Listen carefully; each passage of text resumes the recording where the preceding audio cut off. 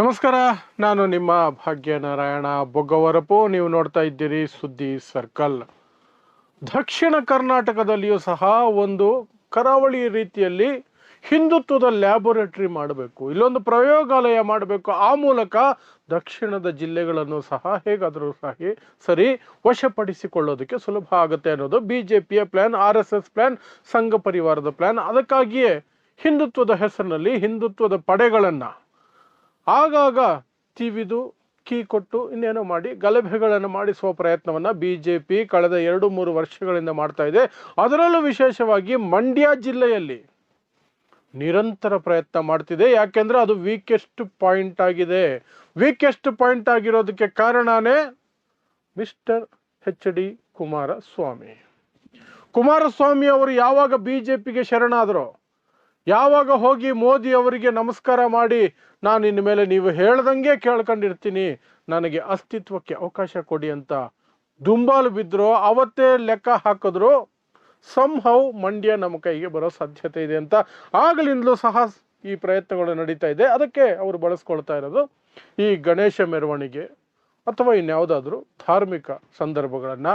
1.5-2 ವರ್ಷಗಳ ಹಿಂದೆ ನಾಗಮಂಗಲದಲ್ಲಿ ಒಂದು ಪ್ರಯತ್ನ ಮಾಡಿದ್ರು, ಈಗ ಮದ್ದೂರಿನಲ್ಲಿ ಅದೇ ಪ್ರಯತ್ನವನ್ನು ಮಾಡ್ತಿದ್ದಾರೆ. ಏನ್ ನಡೀತು ಮದ್ದೂರಿನಲ್ಲಿ ಮೊನ್ನೆ ರಾತ್ರಿ? ನಿನ್ನೆ ಎಲ್ಲ ಏನ್ ನಡೀತು? ನಿನ್ನೆ BJP ಸಂಘ ಪರಿವಾರ RSS ಏನೆಲ್ಲ ಆಟಗಳು ಆಡಿದ್ರು, ಜೊತೆಗೆ ಅವುಗಳ ಬಾಲ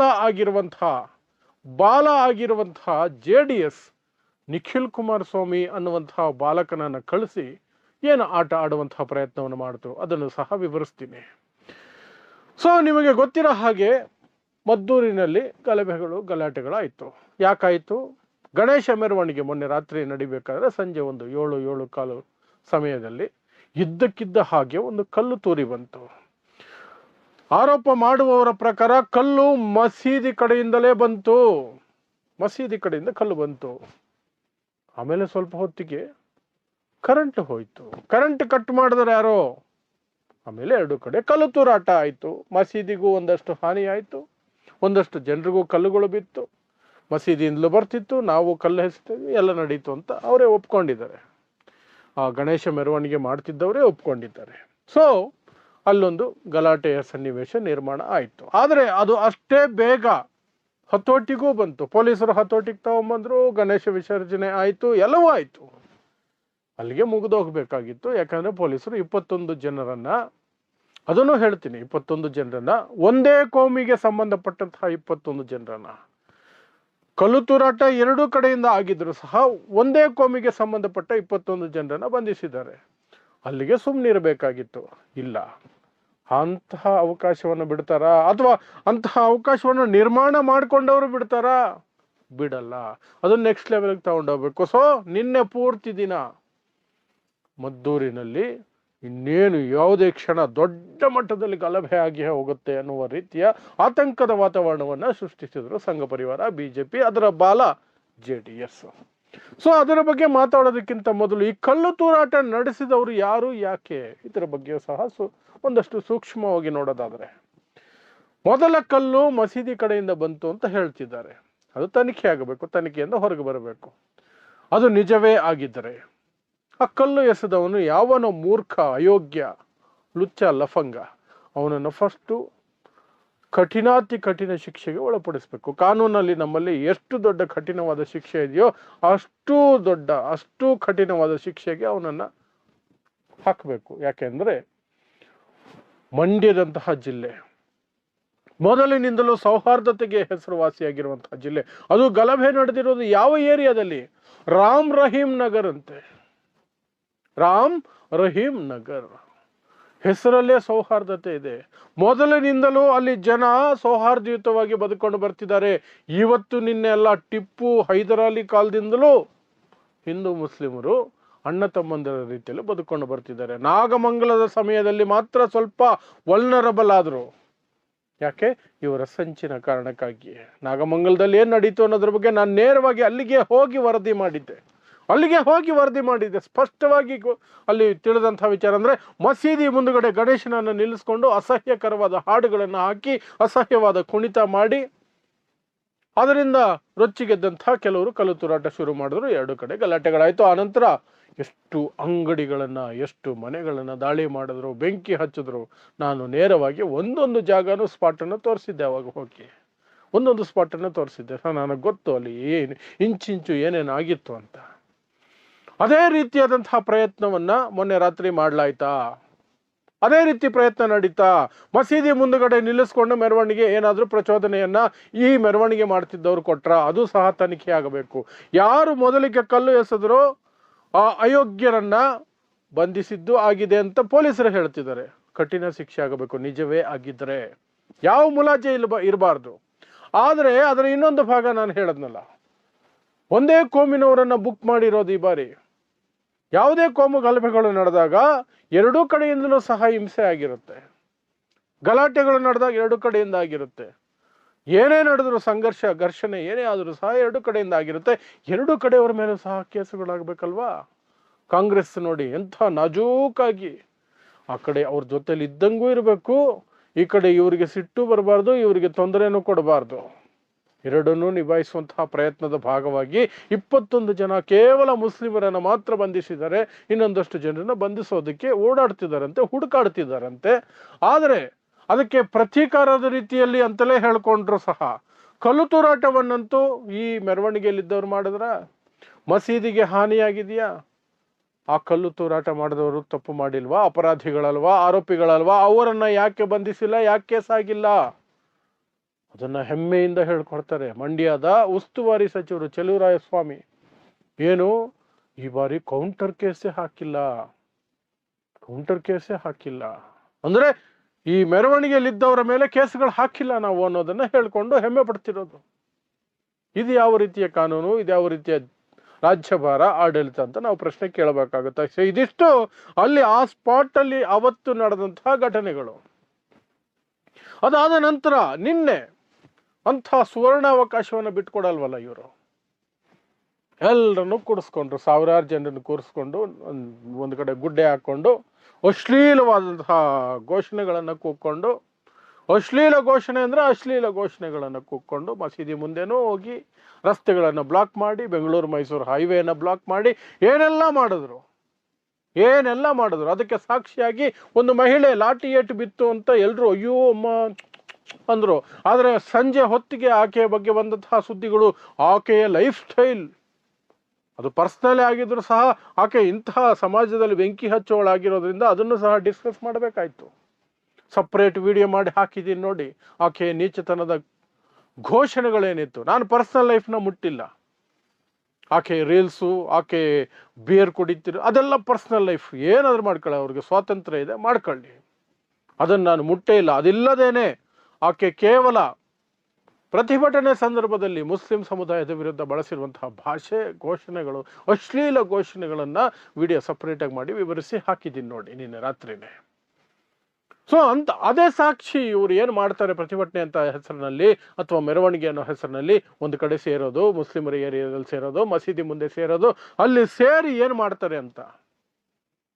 ಇವರು ಈ ರೀತಿ ಆದ್ರೆ ಅಂತಹ ಸನ್ನಿವೇಶ ಕಾಯ್ತಿದ್ದೀನಿ ಅನ್ನೋ ರೀತಿಯಲ್ಲಿ ಕೆಲವು ಕಿಡಿಗೇಡಿಗಳು ಆ ಕಡೆಯಿಂದ ಕಲ್ಲೆಸೆಯೋ ಕೆಲಸನ ಮಾಡಿರ್ತಾರೆ. ಅದು ನಮ್ಮಲ್ಲಿರುವಂತಹ ದೊಡ್ಡ ರೋಗ. ಆದ್ರೆ ಕೇಸು ಎರಡು ಕಡೆ ಆಗಬೇಕಿತ್ತು, ಆಗಿಲ್ಲ. ಸೊ ಈ ಪ್ರತಿಭಟನೆಯಲ್ಲಿ ಇದೆಲ್ಲ ಆಯ್ತು. ಸಂಜೆಗೆ ಈ ಮಹಾತಾಯಿಯಿಂದ ಒಂದಷ್ಟು ಸತ್ಯಗಳು ಹೊರಗೆ ಬಂತು. ಇವರ ಮನಸ್ಥಿತಿ ಏನು, ಘೋಷಣೆಗಳು ಯಾವ ರೀತಿ ಇರ್ತವೆ, ಅದರ ಜೊತೆಗೆ 2,000 ರೂಪಾಯಿ ಕತೆ ಬೇರೆ ಏನೋ ಓಡಾಡ್ತಾ ಇದೆ. ಈಗ 2,000 ರೂಪಾಯಿ ಕೊಟ್ಟು ಕರ್ಕೊಂಡ್ಬಂದಿದ್ದಾರೆ ಜನರನ್ನ ಅಂತ. ಹಾಗಾದ್ರೆ ಕರ್ಕೊಂಡು ಬಂದಂತಹ ಅವರು ಯಾರು? 2,2 ಸಾವಿರ ಒಬ್ಬೊಬ್ರಿಗೆ ಅಂದ್ರೆ ಎಷ್ಟು ಕೋಟಿ ದುಡ್ಡು ಆಯ್ತು ಅಲ್ಲಿಗೆ. ಆ ದುಡ್ಡು ಯಾರ್ದು? ಯಾರು ಕರ್ಕೊಂಬಂದಿದ್ದು? ಏನು ಉದ್ದೇಶ? ಅದೆಲ್ಲವೂ ಕೂಡ ತನಿಖೆ ಆಗಬೇಕು. ಅದು ಒಂದು ಕಡೆ ನಡೀತಿದ್ರೆ, ಇನ್ನು ಈ BJP, RSS, ಸಂಘ ಪರಿವಾರ ಇವರದ್ದು ಸೋಕಾಲ್ಡ್ ನಾಯಕರಿದ್ದಾರಲ್ಲ, ಒಂದಷ್ಟು ನಿರುದ್ಯೋಗಿ ನಾಯಕರು, ಒಂದಷ್ಟು ನೆಕ್ಸ್ಟ್ ಎಲೆಕ್ಷನ್ ಟಾರ್ಗೆಟ್ ಇಟ್ಕೊಂಡಿರೋರು, ಇನ್ನೊಂದಷ್ಟು ಸೋತು ಸುಣ್ಣಾಗಿರೋ ಅವರ ಬಾಲ, ಅದು JDS, ನಿಖಿಲ್ ಕುಮಾರಸ್ವಾಮಿ. ಇವರೆಲ್ಲರೂ ಬಂದ್ಬಿಟ್ರು. ಎಲ್ರು ಏನೋ ಮದುವೆ ಕರೆದಾಗ ಎಲ್ರು ಬಂದು ಒಬ್ಬೊಬ್ರು ಮೈಕ್ ತಗೊಳ್ಳೋದು ಕಿರ್ಚಾಡೋದು, ಏನು ಬಾಯಿಗೆ ಬಂದಂಗೆ. ಆ ಪ್ರತಾಪ್ ಸಿಂಹ ಅನ್ನುವವನು ಎಂತೂ ಇದ್ದಾನಲ್ಲ, ಅವನೇನು ಹೊಟ್ಟೆಗೆ ಅನ್ನ ತಿಂತಾನೋ ಇನ್ನೇನಾರು ತಿಂತಾನೋ ಗೊತ್ತಿಲ್ಲ, ಹೊತ್ತಿಗೆ 3 ಹೊತ್ತುನೋ. ಅಷ್ಟು ಕೆಟ್ಟ ಕೊಳಕ ರೀತಿಯಲ್ಲಿ ಸಮಾಜದಲ್ಲಿ ಬೆಂಕಿ ಹಚ್ಚೋ ಕೆಲಸ ಮಾಡ್ತಾನೆ ಅವನು.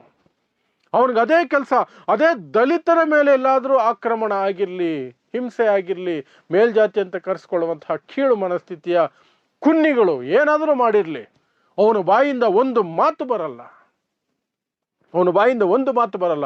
ಇಂತಹ ಸನ್ನಿವೇಶಗಳಲ್ಲಿ ಮಾತ್ರ BJPನೇ ಅವನನ್ನು ಛೀ ಥೂ ಅಂತ ಉಗಿದು ಕ್ಯಾಕರ್ಸ್ ಹೋಗಿದು ತಿಪ್ಪೆಗೆಸ್ತು ಬಿಟ್ಟಿದೆ. ನೀನು ನಾಲಾಯಕು, ನೀನು ಎಲೆಕ್ಷನ್ ನಿಂತ್ಕೊಳ್ಳೋಕೊಳ್ಳಿ ನಾಲಾಯಕು, ನಿನಗೆ ಟಿಕೆಟ್ ಕೊಡಲ್ಲ ಹೋಗಲ್ಲೈ ಅಂತ ಓಡಿಸಿದ್ದಾರೆ. ಆದರೆ ಇಲ್ಲಿಗೆ ಬಂದು ಇಂತಹ ಸನ್ನಿವೇಶಗಳಲ್ಲಿ ಬಂದು ಮೈಕ್ ತಗೊಂಡು ಬಾಯಿಗೆ ಬಂದಂಗೆ ಬೊಗಳ್ತಾನೆ. ಈ ಸರ್ಕಾರವು ಸಹ, ಈ ಹೇಡಿ ಸರ್ಕಾರವು ಸಹ ಸೈಲೆಂಟಾಗಿ ಕೇಳಿಸ್ಕೊಂಡಿರುತ್ತೆ. ಹಿಂದೂಗಳ ಮೇಲೆ ಆಕ್ರಮಣ, ಹಿಂದೂ ಹಬ್ಬಗಳ ಮೇಲೆ ಆಕ್ರಮಣ, ಹಿಂದೂ ಸಂಪ್ರದಾಯಗಳ ಮೇಲೆ ಆಕ್ರಮಣ, ಎಲ್ಲ ತಾಲಿಬಾನ್ ಸರ್ಕಾರ, ಎಲ್ಲ ಬಾಯಿಗೆ ಬಂದಂಗೆ. ಅವನು ಇನ್ನೊಂದಷ್ಟು ಜನ BJPಯವರು, ನಿಮಗೆ ಹೆಸರುಗಳು ಹೇಳಬೇಕಾಗಿಲ್ಲ, ಯಾರ್ಯಾರು ಅಂತ ಗೊತ್ತಿರುತ್ತೆ ನಿಮಗೆ. ಅಂತ ಎಲ್ಲ ಮನಸ್ಥಿತಿಗಳು ಒಟ್ಟಿಗೆ ಸೇರ್ತವೆ. ಒಂದು ಹೆಣ ಬಿದ್ದರೆ ಹೇಗೆ ರಣಹದ್ದುಗಳು ಓಡ್ ಬರ್ತಾವಲ್ಲ, ಹಾಗೆ ಬಂದಿದ್ವು. ಆದರೆ ಅದಕ್ಕಿಂತ ವಿಶೇಷ ಅಂದರೆ ಅವುಗಳಿಗೆ ಬಾಲ ಆಗಿರುವಂತಹ, BJPಗೆ ಬಾಲ ಆಗಿರುವಂತಹ, BJPಗೆ ಶರಣಾಗಿರುವ, ಗುಲಾಮಗಿರಿಗೆ ಇಳಿದಿರುವಂತಹ JDS ಪಕ್ಷ ಅಲ್ಲಿ ದೆಹಲಿಯಲ್ಲಿ ಕೂತ್ಕೊಂಡು ಮಿಸ್ಟರ್ ಕುಮಾರಸ್ವಾಮಿ ಒಂದು ಹೇಳಿಕೆಯನ್ನು ಕೊಡ್ತಾರೆ. ಆ ಹೇಳಿಕೆಯಲ್ಲಿ ಅವರೇನೋ ನಮ್ಮ ಪಕ್ಷ ಯಾವತ್ತೂ ಧರ್ಮಗಳ ನಡುವೆ ಭೇದ ಮಾಡೋದಿಲ್ಲ ಅನ್ನೋ ರೀತಿಯಲ್ಲಿ ಅಡ್ಡಗೋಡೆ ಮೇಲೆ ದೀಪ ಇಟ್ಟಂಗೆ ಯಾರೇ ತಪ್ಪು ಮಾಡಿದ್ರು ಶಿಕ್ಷೆ ಆಗಬೇಕು, ಸೌಹಾರ್ದತೆ ಕಾಪಾಡಬೇಕು, ನಮ್ಮದು ಕುವೆಂಪು ಹೇಳಿದ ಶಾಂತಿಯ ತೋಟ ಅಂತೆಲ್ಲ ಡೈಲಾಗ್ ಹೊಡೆದ್ರು. ಅದೇ ಅಪ್ಪನ ಮಗ ನಿಖಿಲ್ ಕುಮಾರಸ್ವಾಮಿ ಇಲ್ಲಿ ಬಂದು ಮದ್ದೂರಿಗೆ ಬಂದು ತನಗೆ ಚುನಾವಣೆಯಲ್ಲಿ 3 ಬಾರಿ ಸೋಲಾಗಿದೆ, ಅದಕ್ಕೆ ಈ ಮುಸ್ಲಿಮರೇ ಕಾರಣ ಅನ್ನೋ ನಂಜನ್ನಿಟ್ಕೊಂಡು ಮುಸ್ಲಿಮರ ವಿರುದ್ಧ BJPಯನ್ನು ಮೀರಿಸಬಲ್ಲೆ ನಾನು ಅನ್ನೋ ರೀತಿಗೆ ದ್ವೇಷ ಭಾಷಣ. ಹಿಂದೂಗಳೇ ಟಾರ್ಗೆಟ್ ಇವ್ರಿಗೆ. ಈ ಸರ್ಕಾರ ಬಂದಾಗಿಂದ ಹಿಂದೂ ವಿರೋಧಿ ಸರ್ಕಾರ ಇದು. ಈ ಸರ್ಕಾರ ಬಂದಾಗಿಂದ ಹಿಂದೂಗಳಿಗೆ ಹಿಂಸೆ ಆಗುವಂಥದ್ದೇ ಮಾಡ್ತಿರೋದು. ಅದು ಇದು ಕತೆನೇ ಕತೆ. ನಿಖಿಲ್ ಕುಮಾರಸ್ವಾಮಿದು ಯಾರ ಮೇಲೂ ಕೇಸಿಲ್ಲ, BJPಯವ್ರ ಮೇಲೂ ಕೇಸಿಲ್ಲ, ನಿಖಿಲ್ ಕುಮಾರಸ್ವಾಮಿ ಮೇಲೂ ಕೇಸಿಲ್ಲ. ಅದು ಈ ಕಾಂಗ್ರೆಸ್ ಸರ್ಕಾರದ ಸ್ಪೆಷಾಲಿಟಿ, ಅದು ಸ್ಪೆಷಲ್ ಗ್ಯಾರಂಟಿ, ಅದು ವಿಪಕ್ಷಗಳಿಗೆ ಕೊಟ್ಟಿರುವಂತಹ ಗ್ಯಾರಂಟಿ ಅದು. ಸೊ ಇಷ್ಟೆಲ್ಲ ಮಾಡಿದ್ರು. ಸಂಜೆ ಹೊತ್ತಿಗೆ ಸುಸ್ತಾಯ್ತೇನೋ, ಅವರು ಬಂದಿದ್ದು ಉದ್ದೇಶ ಒಂದಷ್ಟು ನೆರವೇರ್ತೇನೋ, ಸೈಲೆಂಟಾಗಿ ಹೊರಟೇ ಬಿಟ್ರು. ಏನು ಎಕ್ಸ್ಟ್ರಾ ಬದಲಾವಣೆಗಳೇನೂ ಆಗಿಲ್ಲ. ಮೊನ್ನೆ ರಾತ್ರಿ 21 ಜನರನ್ನು ಅರೆಸ್ಟ್ ಮಾಡಿದ್ರಲ್ಲ, ಅದಕ್ಕಿಂತ ಹೆಚ್ಚು ಅರೆಸ್ಟುಗಳು ಆಗಿಲ್ಲ. ಆದರೂ ಹೊರಟ್ಬಿಟ್ರು. ದಿನ ಪೂರ್ತಿ ಅರ್ಚಾಡಿ ಕಿರ್ಚಾಡಿ ಕೋಮದ್ವೇಷ ಹಬ್ಬಿಸಿ ತೃಪ್ತಿ ಆಯಿತು. ವಿಷ ಕಕ್ಕಿ, ಇಷ್ಟು ವಿಷ ಕಕ್ಕಿದ್ದೀವಲ್ಲ, ಹೋಗಿ ಪೊರೆ ಬಿಚ್ಕೊಳ್ಳೋಣ ನಾವು ಅನ್ನೋ ರೀತಿಯಲ್ಲಿ ಮನೆ ಕಡೆಗೆ ಹೊರಟ್ಬಿಟ್ರು. ಸೊ ಇದಿಷ್ಟು ನಿನ್ನೆ ಮತ್ತು ಮೊನ್ನೆ ರಾತ್ರಿ ಆಗಿರುವಂತಹ ಮದ್ದೂರಿನ ದ್ವೇಷದ ಚಕ್ರವ್ಯೂಹ. ಕರಾವಳಿಯ ರೀತಿಯಲ್ಲಿ ದಕ್ಷಿಣ ಭಾಗದಲ್ಲಿ, ಕರ್ನಾಟಕದಲ್ಲಿಯೂ ಸಹ ಒಂದು ಪ್ರಯೋಗಶಾಲೆ ಆಗಬೇಕು, ಅದಕ್ಕೆ ಮಂಡ್ಯನೇ ಸರಿ ಅಂತ ಯೋಚನೆ ಮಾಡ್ಕೊಂಡು ಬಂದಿದ್ದಾರೆ. ಯಾಕೆಂದರೆ ಅಲ್ಲಿ ವೀಕೆಸ್ಟ್ ಪಾಯಿಂಟ್ ಇರೋದು JDS ಅಷ್ಟೇ, ಇನ್ನೇನಿಲ್ಲ. ಅದು ಬಿಟ್ಟರೆ ಆ ಮಹಿಳೆಯ ಬಗ್ಗೆ ನಾನು ಹೇಳೋದ್ನಲ್ಲ, ಆಕೆಯ ಅಶ್ಲೀಲ ಘೋಷಣೆಗಳನ್ನೇ ಕವರ್ ಮಾಡಿ ನಾನು ಸಪ್ರೇಟ್ ವಿಡಿಯೋ ರಾತ್ರಿ ಮಾಡಿದ್ದೀನಿ, ನಿನ್ನೆ ರಾತ್ರಿ. ಅದನ್ನು ನೀವು ನೋಡಿದ್ರೆ ಅದರಲ್ಲಿ ಸ್ಪಷ್ಟತೆ ನಿಮಗೆ ಸಿಗುತ್ತೆ. ಇದಿಷ್ಟು ಮದ್ದೂರಿನಲ್ಲಿ ನಡೆದಿರುವಂತಹ ಘಟನೆಗಳು. ಸಾಧ್ಯ ಆದರೆ ಇವತ್ತು ನಾನು ಮದ್ದೂರಿಗೆ ಹೋಗ್ತಾ ಇದ್ದೀನಿ. ಮದ್ದೂರಿಗೆ ಹೋಗಿ ಅಲ್ಲಿ ಜನರನ್ನು ಸಂಪರ್ಕಿಸಿ, ಜನರನ್ನು ಮಾತಾಡಿಸಿ, ಸತ್ಯಾಂಶದಲ್ಲಿ ಇನ್ನೊಂದಷ್ಟು ಏನಾದರೂ ಹೊರಗೆ ತೆಗೆಯುವಂತಹ ಸಾಧ್ಯತೆಗಳಿದ್ರೆ ಅದನ್ನು ನಿಮ್ಮ ಮುಂದೆ ಇಡುವಂತಹ ಪ್ರಯತ್ನವನ್ನು ಸಹ ಖಂಡಿತ ಮಾಡ್ತೀನಿ. ಸೊ ಇಂತಹದೇ ವಿಶೇಷ ವರದಿಗಳಿಗಾಗಿ ನೋಡ್ತಾ ಇರಿ ಸುದ್ದಿ ಸರ್ಕಲ್. ನಾನು ನಿಮ್ಮ ಭಾಗ್ಯನಾರಾಯಣ ಬೊಗವರಪು.